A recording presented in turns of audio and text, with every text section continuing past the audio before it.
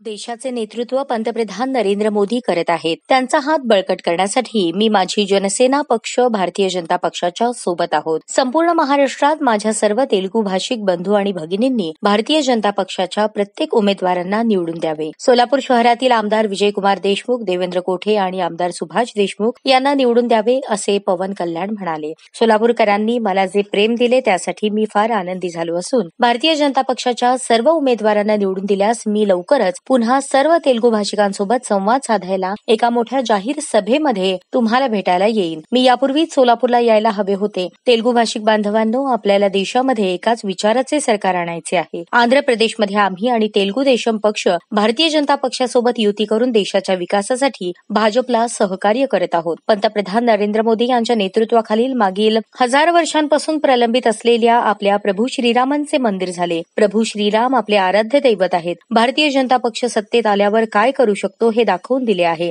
त्यामुळे आपण सगळ्यांनी भाजपच्याच उमेदवारांच्या मागे आपली तेलुगू शक्ती एकत्रित करून साथ देऊया, असेही पवन कल्याण यांनी सांगितले.